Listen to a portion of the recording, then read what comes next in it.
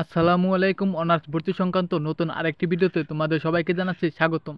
আজকের ভিডিওতে আমরা আলোচনা করব কম পয়েন্টে কিভাবে অনার্সের রিলিজ স্লিপে ভালো একটা সাবজেক্টে চান্স পাওয়া যায়। অনেকেই ভেবে থাকে কম পয়েন্ট মানে চান্স শেষ, কিন্তু বিষয়টা একদমই সেরকম নয়। সঠিক কৌশল জানলে আপনিও পছন্দের সাবজেক্টে চান্স পেতে পারেন। এর জন্য অবশ্যই তোমাদেরকে কিছু ট্রিক্স কাজে লাগাতে হবে।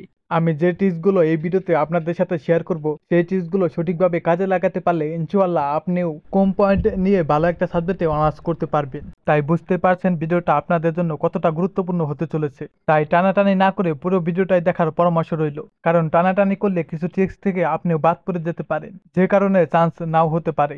ভিডিওটি শুরু করার আগে তোমাদের কাছে ছোট্ট একটা রিকোয়েস্ট থাকবে, যারা আমার চ্যানেলে নতুন তারা অবশ্যই চ্যানেলটিকে সাবস্ক্রাইব করে পাশে থাকা বেল আইকনটি বাজিয়ে রাখবেন, যাতে নতুন কোনো ভিডিও আপলোড করলেই সবার আগে আপনি দেখতে পারেন। এই সময়ে এসে আপনার টার্গেট যদি খানিকটা এরকম হয়ে থাকে যে আমি ভালো একটা সাবজেক্টে পড়বো, আমার কাছে কলেজ কোনো ম্যাটার না, আমাকে ভালো একটা সাবজেক্টেই পড়তে হবে, তাহলে এই ভিডিওটি আপনাদের জন্য একদম পারফেক্ট হতে চলেছে। তুমি যদি এই সময় এসে বিভাগীয় পর্যায়ে বা জেলা পর্যায়ে যেসব নামকরা কলেজ রয়েছে সেই সব কলেজে ভালো একটা সাবজেক্ট নিয়ে পড়াশোনা করতে চাও, সেই বিষয়টা কিন্তু একদমই সহজ হবে না যখন আপনার রেজাল্ট কম থাকবে। আমার মনে হয় এই সময়ে এসে বিভাগীয় এবং জেলা পর্যায়ের নামকরা কলেজে ভালো একটা রেজাল্ট নিয়েও ভালো একটা সাবজেক্টে চান্স পাওয়া কঠিন হয়ে যাবে, কারণ এই সকল নামকরা কলেজে প্রথম মেধা তালিকায় 80% মতো সিট পায় বুক হয়ে যায়। পরবর্তীতে দ্বিতীয় মেধা তালিকা এবং কোটার যে মেধা তালিকা প্রকাশ করা হয়েছে সেখানেও কিন্তু 15% মতো চান্স দেওয়া হয়েছে, তাহলে বাকি রইল আর মাত্র 5%।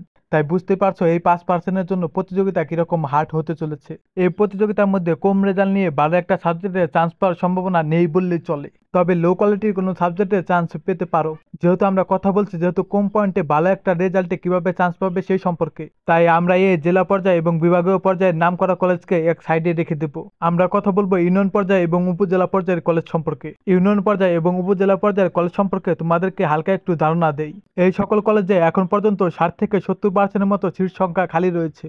এমনকি অনার্সের সকল ভর্তি কার্যক্রম সম্পূর্ণ করার পরেও কিছু সিট সংখ্যা ফাঁকা থেকে যায়, বিশেষ করে সায়েন্স এবং কমার্সের সাবজেক্টগুলোতে, কারণ এই সকল কলেজে এইসব শিক্ষার্থী বেশি ভর্তি হয়ে থাকে যারা চাকরির পাশাপাশি পড়ালেখা কন্টিনিউ করে থাকে। যেহেতু তারা চাকরির পাশাপাশি পড়ালেখা করে থাকে সে কারণে লো একটা সাবজেক্টে ভর্তি হয়ে তারা চাকরির দিকে বেশি প্রাধান্য দিয়ে থাকে। এই সকল কলেজে ভালো সাবজেক্টে খুব কম শিক্ষার্থী ভর্তি হয়ে থাকে, কারণ যেসব শিক্ষার্থী ভালো একটা সাবজেক্টে পড়াশোনা করতে চায় তারা কিন্তু ভালো একটা কলেজে ভর্তি হয়ে থাকে। এই সকল কারণেই তুমি কিন্তু কম পয়েন্ট নিয়ে এই সকল কলেজে ভালো একটা সাবজেক্টে ভর্তি হতে পারবে। তুমি কিন্তু কম পয়েন্ট নিয়ে ভালো একটা কলেজে কখনোই ভালো সাবজেক্ট পাবে না। কম পয়েন্ট নিয়ে ভালো একটা সাবজেক্টে পড়তে চাইলে অবশ্যই তোমাকে যেসব কলেজে প্রতিযোগিতা কম সেই সকল কলেজে আসতে হবে, যেমন ইউনিয়ন পর্যায়ে বা উপজেলা পর্যায়ের কলেজে। এই সকল কলেজে প্রতিযোগিতা কিন্তু সবসময় কম হয়ে থাকে, যে কারণে কম রেজাল্ট নিয়ে ভালো একটা সাবজেক্টে সহজেই ভর্তি হতে পারবে। তাই চিন্তা ভাবনা করে দেখো তোমার কাছে সাবজেক্টটি বড় বিষয় না কলেজটি বড় বিষয়। তুমি যদি সাবজেক্টকে বেশি প্রাধান্য দিয়ে থাকো তাহলে আমি যেভাবে বললাম যেসব কলেজে প্রতিযোগিতা কম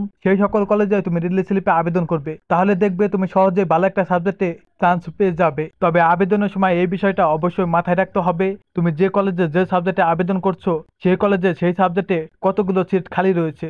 যে কলেজে তোমার পছন্দের সাবজেক্টে বেশি সিট সংখ্যা খালি থাকবে তুমি সেই কলেজে আবেদন করবে। যেহেতু তুমি কম রেজাল্ট নিয়ে আবেদন করছো তাই যে কলেজে বেশি সিট সংখ্যা খালি রয়েছে সেই কলেজে আবেদন করলে তুমি সহজেই কিন্তু চান্স পাবে। আমাদের পরবর্তী ভিডিও হবে কিভাবে কম পয়েন্টে রিলিজ স্লিপে ভালো একটা কলেজে ভর্তি হবে। সেই ভিডিওটি দেখতে চাইলে অবশ্যই এই ভিডিওতে একটি লাইক করে চ্যানেলটিকে সাবস্ক্রাইব করে পাশে থাকা বেল আইকনটি বাজিয়ে রাখবেন, যাতে ভিডিও আপলোড করলে সর্বপ্রথম আপনি দেখতে পারেন। ভালো থেকো সবাই, খুদা হাফেজ।